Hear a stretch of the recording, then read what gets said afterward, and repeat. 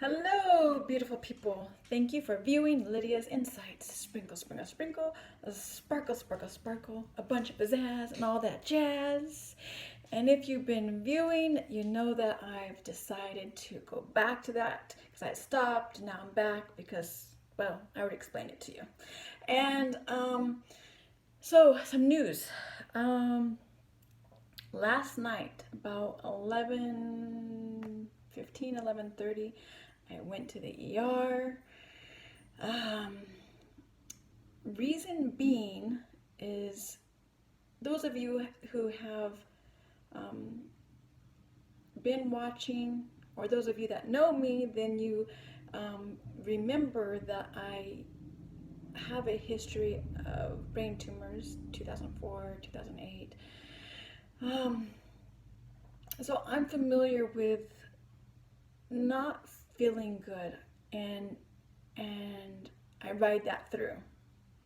But last night, as I'm laying in bed, I start to not feel good, talking and praying, and I feel really heavy, and my heartbeat, the rhythm, it just doesn't feel right. And I wasn't having a difficult time breathing, but I don't know. It somehow seemed to be different. I don't know. I can't really explain that. I'm talking. I'm praying. I'm like, Lord, I don't know what's going on. And you know my fear. I don't want the kids to wake up and experience me being dead. Morbid thinking, well, maybe, but then again, that's my reality that I'm living right now. So for me, is this being realistic? Those are my thoughts. I'm like, Lord, you know, I don't know what's going on. You do. And please take it away. It's not going away. I'm laying there and I just feel so heavy. So heavy. Like, I can't explain it other than that. I call my mom. Thank God. She said it herself. She thought I must have not have fallen in deep sleep because I felt my wrist vibrate. So, because her phone was in the living room. So she came and got me. Before I left, um, I just wanted to cover my bases. So I told my eldest daughter, I said, I'm going to the ER just in case I wasn't to return. Um, that has been my history in the past. So I guess that's what I was basing it off of. So I tell her, and I'm in the ER. They pull me back as I'm right there getting registered, I start having a seizure. It wasn't a grand mal, thank God, but nonetheless, it was a seizure. And I have no idea if it's because this is a smaller town, I guess you could say, much smaller than where I came from. I came from the city in Southern California. And now I'm up in Northern California, and this is my first experience being the patient. Now, I've taken my kids, and they have been treated very well. But now I'm the patient, and I'm not feeling like I'm getting treated all that well. But so maybe they weren't in a good mood, and cause yeah. Anyway, so answering their questions, nurse, doctor, and so the doctor did order a CAT scan, got blood work, got an IV in. Well, they got the IV ready, just in case. The CAT scan came back with great news. didn't show any changes in my brain.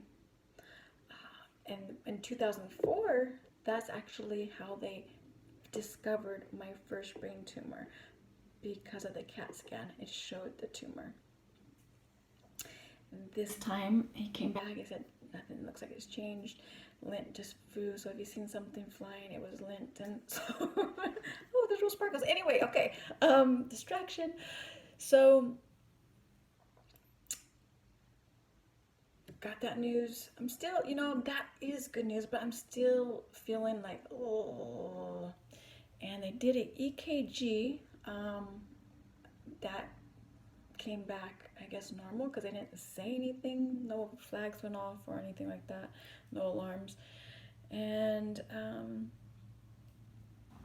so I am on a low dosage of Keppra, which is seizure medication, 250 milligrams.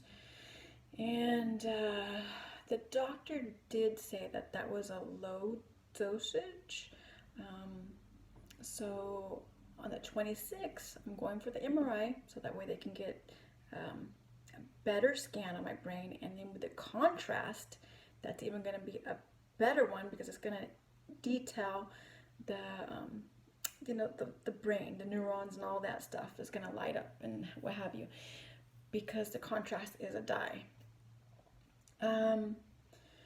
So things are looking good in that area of no tumor. Now, which that's what I'm praying for. But then possibly what else is there? I mean, I guess there's all kinds of things that could be going on. So I'm just going to have to ride that wave of finding out and doing my best to remain patient during this time. And speaking of patience, I'm going to read to you Streams in a Desert. I'm going to read to you March 22nd. Yes, I know we're in March 23rd, right? Or is it 24th? Actually, I don't know what day it is, so is it the 23rd or the 24th? I don't know. So anyway, this is what I want to read to you. The most difficult ingredient of suffering is often time. Then I skip down a little bit. I'm just reading to you different things that I kind of highlighted. Joseph endured a long trial, and God often has to burn the lessons he learned into the depths of our being, using fires of prolonged pain. And if you guys know anything about the history of Joseph in the Bible, you know that the man suffered a lot. And I totally and completely admire this man. And then I read this part that I want to read to you. There is a reason behind every lesson.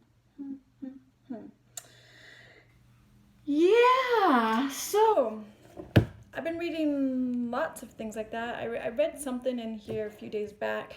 I texted to my friend just because I just felt it was so profound. It was about trials, about tribulations, and it just gave me strength. I have been going through stuff ever since that grand mal seizure. It just seemed like it set off, and I just haven't seemed like I've been the same since.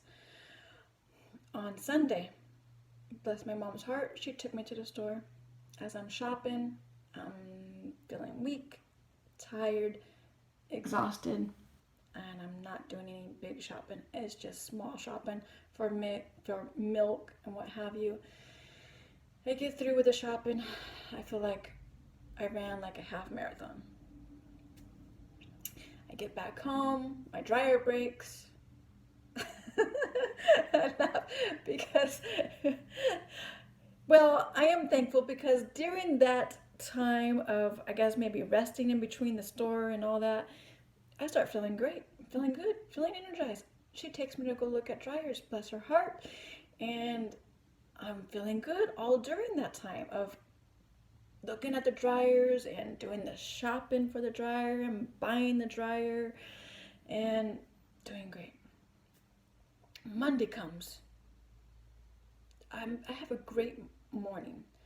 My kids are able to see me up and energized. I get up 6:15, I'm up and do my reading and making coffee, and which I haven't been able to do that, okay? That's why it's like big but simple, right? But it's big because the simple isn't ever simple. I feel like that's a great way for them to go to school on Monday. See mom energized and feeling good, and I continue feeling good. I mean, later in the afternoon, I'm feeling great. So I test something out. I want to see. So I start driving to a nearby park because lately I've been struggling with driving, and I haven't been wanting to push that. So if I'm not feeling good, I need a ride, which is not always easy to do. So yeah, I'm go to a nearby park here, maybe 6 minutes away from here. I get to the park. Oh wow, I'm still feeling great. And I go for my walk. I make it all the way around. Now that's big because a few days back, I think it was Saturday actually. I think it was Saturday. It could have been Sunday. Probably not Sunday. I'm not sure. One of the days, Saturday or Sunday. I go to the park.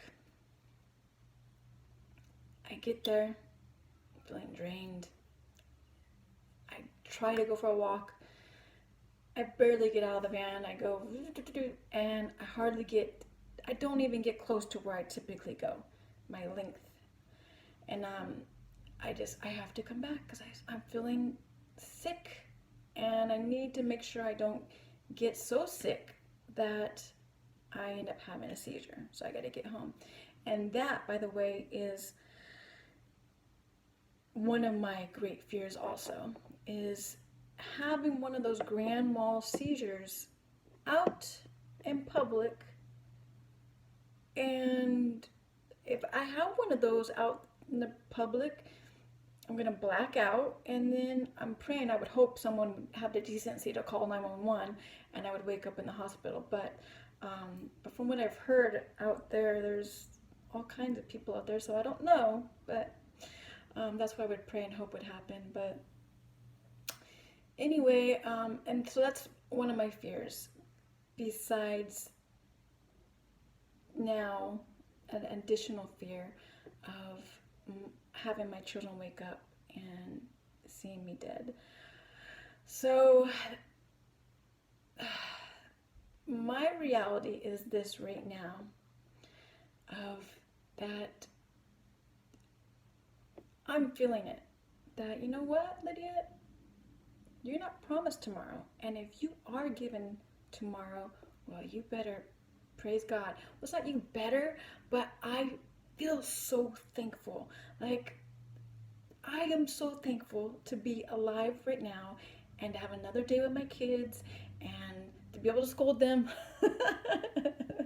and to give them hugs and to kiss them and tell them I love you, and it's another chance of living and breathing and being able to share with you guys, and to share the hope of letting y'all know, hey, Jesus is the answer and he is my hope. Simple, but yet not simple. You know, the most problems of the world can be solved with the simple. So I was listening to Greg Laurie this morning on K-Wave, on my app, on my phone, and he was discussing something profound, simple. That is that he was saying, you know, people go out, buy a house, get a house, you get married, you have a family, you have a baby, maybe one or two, or in my case, 7. And like, okay, all right, I have everything. Got all my pieces together, all my puzzle pieces are together. But wait, something's missing. Something still's missing. It's not something, it's someone. And that puzzle piece that's missing is Jesus. And the fact that I feel lately, even though a few months ago, um, I would say somewhere in the middle of last year, that I have felt even more complete than I've ever felt. Because I believe we all go through those times of feeling empty and we want to fill ourselves, whether it be with food or whether it be with hobbies, whatever it may be. And there are times where I still have to get myself in check, and that is why I do my morning reading with the Bible, with Streams in the Desert, with Carolyn Leaf, Switch on Your Brain every day. Switch on Your Brain every day? I'm not sure exactly what the title is.